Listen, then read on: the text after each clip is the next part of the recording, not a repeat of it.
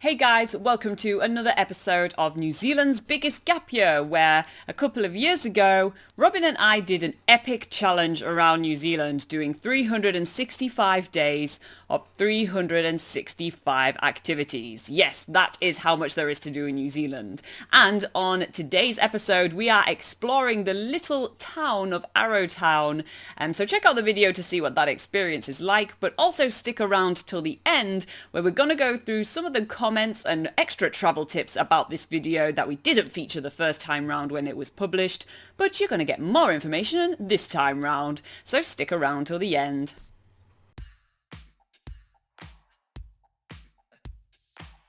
Today we are heading to the picturesque town of Arrowtown, and to make our way there from Wanaka, we are passing through the gorgeous Cardrona Valley, surrounded by the beautiful Crown Ranges. The drive is amazing!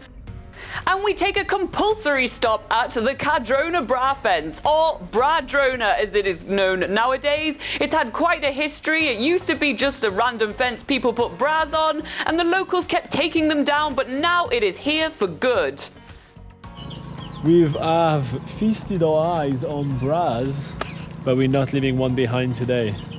The drive through the Crown Ranges is absolutely stunning. It features the beautiful tussock landscape of the Wanaka area and takes us all the way to the rugged mountainous landscape of Queenstown, the adventure capital of New Zealand. But before we hit Queenstown, we have a little pit stop to do in Arrowtown.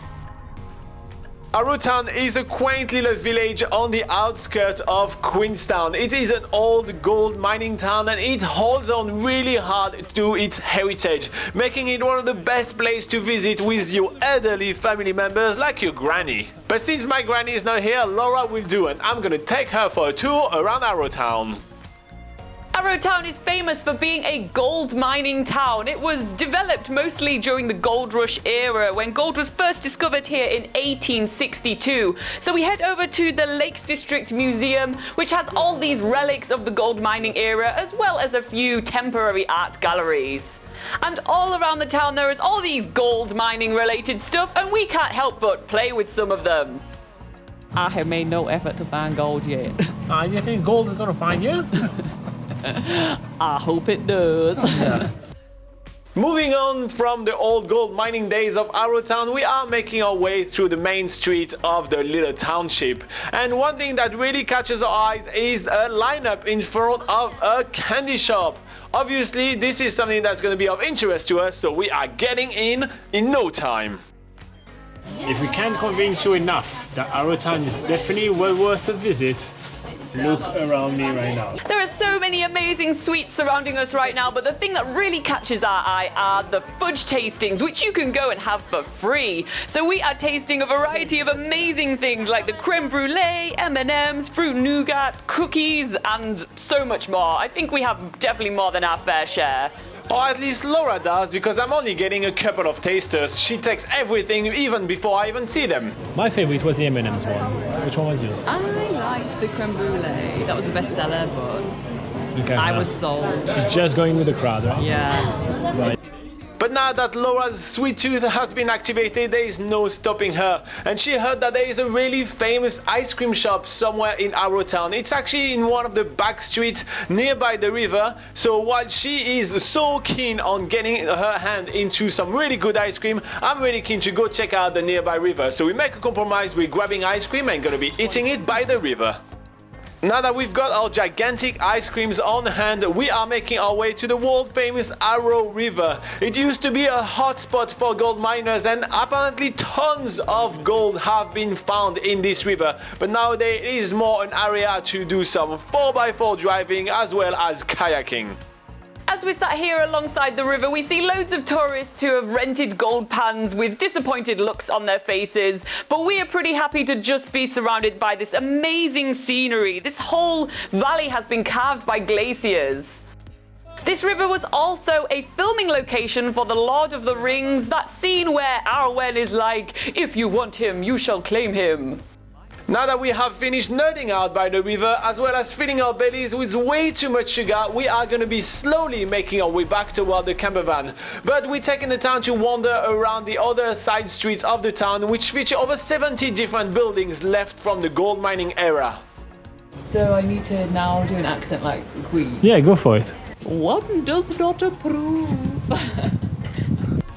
So now we're getting back into the camper van and heading towards our final destination, which is Queenstown. This is going to be our base for the next 10 days of epic adrenaline adventures, so make sure to stick around.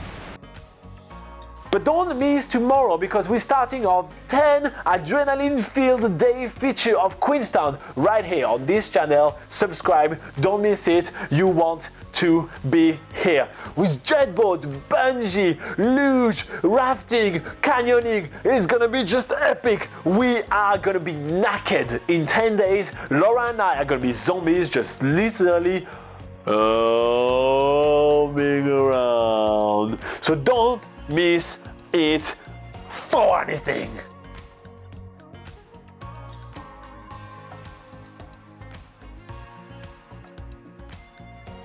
Alright guys, I hope you enjoyed that video. We had a lot of comments on this video though, so let's get straight to it. Why in the World says, I'm surprised you didn't check out the historical Chinese settlement. It's along the river at Arrowtown. When I was in Arrowtown 2 years ago, it was basically the only thing we did. So that is true. That's a really good tip. There is a old Chinese settlement sort of historical site, which is within walking distance of Arrowtown, the main town itself. So you just walk up the river and you'll find it. It has a Department of Conservation sign there, and you can go in free entry and check out some of the historical buildings of the old Chinese settlement when people first settled there to mine for gold, and the whole Otago gold rush thing was happening, and yeah, people jumped on Arrowtown to try and find some gold. And you can actually still try and find gold for yourself in Arrowtown, and you can hire gold pans from the local museum there. So there's an extra tip for you there. We had more comments from Jay saying, been there first week of January 2020, can't believe how beautiful the place is. It certainly is a really picturesque and scenic town. And let's see, Janet Miller offers us some nice facts. She says, nice to see the shot of the NZ full-face Queen red cut-out stamp. This one was the most expensive postage stamps in the world used on an envelope. Only a few survive, and it went for auction for 56,000 New Zealand dollars. It's rare because this stamp was printed for ordinary soldiers, and at the time a few could read or write, so only a handful were used. So yeah, that's a nice little fact about the stamp that I put my face through at the post office in Arrowtown, so that's pretty cool. Let's have a look. Chris says, the ice cream shop should be using wooden spoons, not plastic. Hopefully they have been upgraded. Yeah, that's certainly something we look for when we travel. Unfortunately, well, compared to how we used to travel, and now if they are offering plastic straws or plastic spoons at places where where you go and eat and stuff, we usually say, can we have no plastic please, because usually there's not a choice, and we usually tend to go for we either have our own metal straws or our own sort of cutlery that we travel around in the car. So yeah, nowadays we sort of have changed the way that we travel and make sure that we do travel as eco-friendly as possible. And it is always good to just make sure that you're a little bit more active with some, when you're picking up takeaways and things.